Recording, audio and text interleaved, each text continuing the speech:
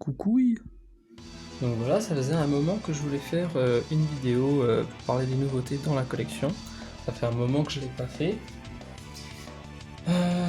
Par contre, vous m'excuserez pour la caméra qui est absolument pourrie parce que mon téléphone est tombé en panne, du coup j'ai dû reprendre l'ancien et comme vous pouvez voir, la qualité n'est pas excellente du tout.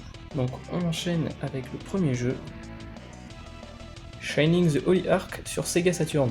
Donc Shining the Holy Ark, c'est un RPG en vue à la première personne, ou un dungeon crawler si vous préférez, qui est donc que j'ai reçu pour Saturn à Noël. Donc c'est un excellent jeu de rôle, vraiment prenant. Je pense que si vous aimez Dragon Quest, ce genre de jeu peut vous plaire. Le seul problème que j'ai avec ce jeu, je pense que c'est à cause du fait que, comme beaucoup d'entre vous le savent, les consoles Sega à l'époque, et d'autres marques aussi, en PAL, c'est-à-dire en Europe, ça tournait moins vite que les versions américaines ou japonaises. Donc parfois les combats sont un peu lents. Mais en dehors de ça, c'est excellent. Donc on va ouvrir la boîte. Hop, un peu dur à ouvrir. Donc voici Shining the Holy Ark. Donc on a le manuel en état absolument... il est en plutôt bon état, juste un petit peu bombé par-ci par-là, c'est vrai que c'est un peu bombé. Mais en dehors de ça, c'est en bon état. Puis on a le disque de Shining the Holy Ark. Hop, je le repose tout doucement. Et voilà donc pour le premier jeu. Ensuite, qu'avons-nous? Donc ça, je l'avais pris un peu avant Noël. Il s'agit donc d'une console que je n'ai pas eu la chance d'avoir à l'époque. Il s'agit de la PlayStation 3. Et plus exactement, la PS3 Slim. Donc voici comment se présente la console. Donc je l'ai reçue en plutôt bon état. Je vous avoue que c'était pas donné. Mais bon, un cache converter, c'est pas ce qu'il y a de moins cher. Donc la console est en bon état, elle fonctionne, j'ai pas eu de problème du tout avec. Mais bien sûr, elle est livrée avec sa petite manette et le câble de recharge officiel que j'ai laissé dans une autre salle. Nous avons donc voilà la petite entre guillemets PS3. Qui dit PS3, qui dit jeu PS3. Nous avons donc parmi ces jeux PlayStation 3 Uncharted 3, l'illusion de Drake, Uncharted 2, j'ai eu pour 2€, et Uncharted premier du nom, que je crois avoir eu pour 2 ou 4€, et qui était, lorsque je l'ai reçu, complètement neuf, emballé. Donc j'étais très content, le CD a jamais été utilisé, et du coup, voilà. Donc faut savoir, Uncharted, j'aime beaucoup cette série de jeux vidéo. Je trouve que c'est vraiment une série vraiment sympathique, surtout le thème de menu. Puis ensuite, plus récemment, je me suis pris un Metal Gear Solid. Alors bon, j'ai très peu testé, ça m'inspire pas plus confiance que ça, mais à continuer. Space Marine Warhammer, donc ça ressemble à être un jeu d'action, ça ressemble un peu au MMO en fait. Je crois même que c'est un MMO qui peut se jouer en solo et à plusieurs, mais je connais assez mal le jeu. Ensuite, nous avons Final Fantasy XIII 2, suite de Final Fantasy XIII. Alors effectivement, c'est une claque graphique. Je pense que même si le jeu ressortirait aujourd'hui sur PS4 avec exactement les mêmes graphismes, ça resterait un très beau jeu PS4. Puis sur PS3, c'est absolument sublime. Par contre, niveau gameplay, c'est pas ça. Donc forcément, Final Fantasy XIII, premier du nom sur PlayStation 3, que j'estime pas être un très bon Final Fantasy en dehors de ses graphismes absolument exceptionnels. La bande sonore est pas trop mal aussi, même si ça vaudra jamais ce que fait Nobuo Uematsu, à mon humble avis. Voilà. Donc voilà pour les jeux PS3. Enfin, nous allons nous attaquer à une nouvelle console que je n'ai également pas eu la chance d'avoir étant petit. Enfin bon, chance entre guillemets. Il s'agit de la Xbox 360. Donc la Xbox 360 Slim, je crois bien que c'est le modèle Slim, ouais. Donc c'est pas le plus gros modèle. Donc c'est la console qui était en directe concurrence avec notre très cher PlayStation 3. Et donc connaissant très mal l'univers Xbox, et ben, je me suis dit bon, avec mon cousin on a décidé de la prendre pendant les vacances afin de tester quelques jeux Xbox et voir qu'est-ce qui faisait son succès. Quelques jeux Xbox et des jeux qui sont multiplateformes aussi, on a essayé. Donc voilà la console, alors elle était livrée sans manette parce que mon cousin avait déjà une manette Xbox. Moi j'en avais également une manette Xbox 360, mais la mienne malheureusement elle est un petit peu abîmée, donc j'attends qu'elle soit réparée. Voilà tout. Donc voilà la petite Xbox. Le seul problème avec cette Xbox c'est la rayure là, mais en dehors de ça, elle semble être plutôt fonctionnelle. Ouais, elle semble totalement fonctionnelle. Et donc pour tester cette fameuse Xbox, il faut bien des jeux. Voici donc les jeux qu'on a sélectionnés. Alors pour commencer, on a Fable 3. Alors Fable 3, c'est un des rares jeux de rôle sur Saturn. Sur Saturn, qu'est-ce que je raconte? Sur Xbox 360. Il est sympathique, il est très sympathique. Pour ce que j'ai vu, moi je l'ai trouvé plutôt sympathique.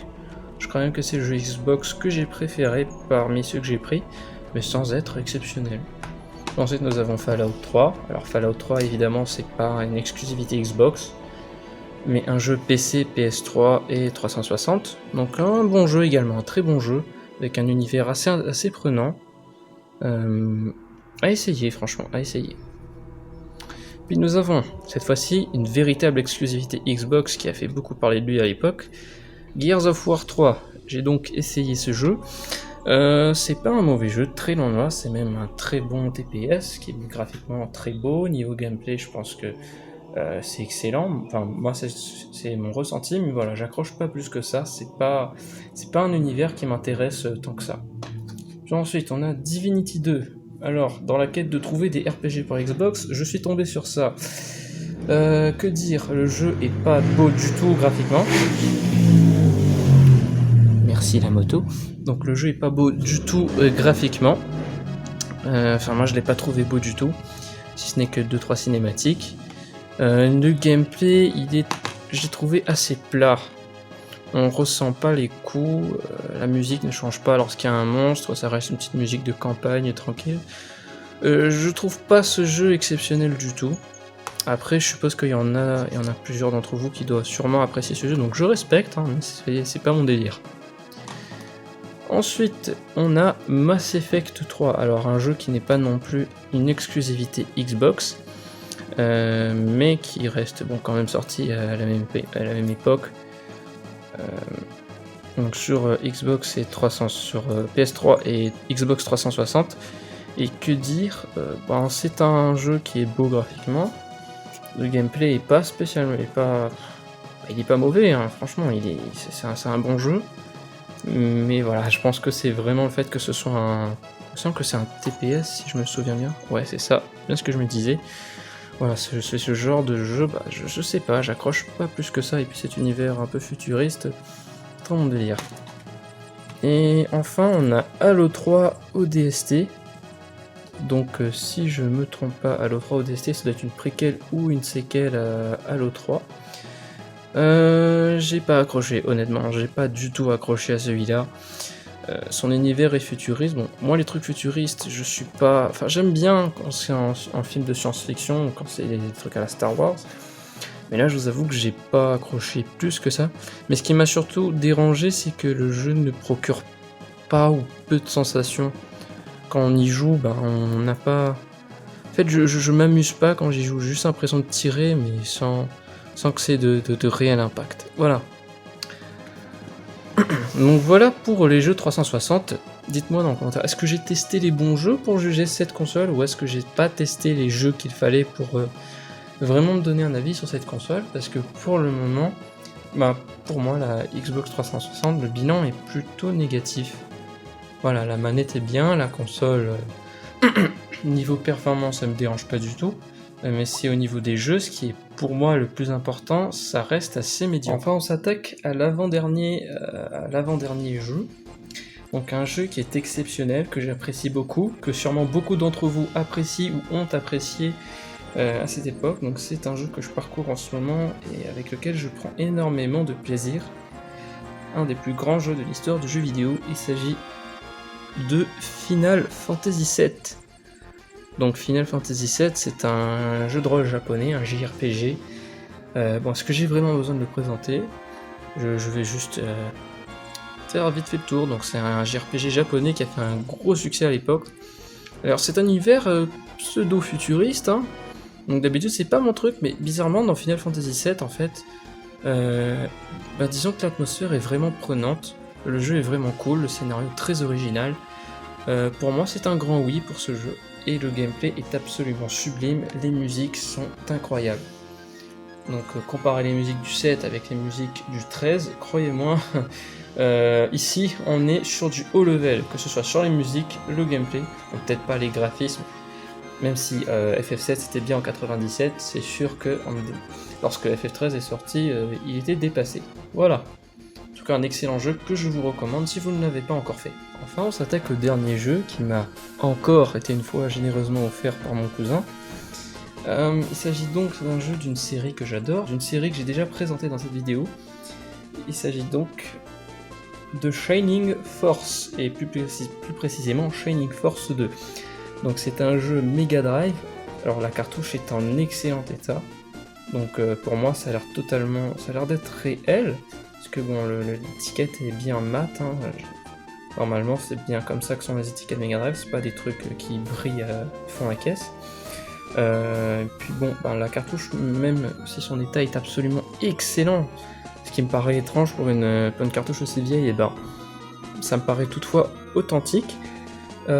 Donc voilà, c'est un excellent jeu, un excellent tactical JRPG, parce qu'en gros ce truc c'est littéralement Dragon Quest mais en tactical. Et bon, je suis pas fan des RPG tactiques en général, j'aime pas trop ça, mais il y a que Shining Force qui a réussi à me faire aimer donc le tactical. C'est donc une excellente série que je vous conseille d'essayer de toute urgence.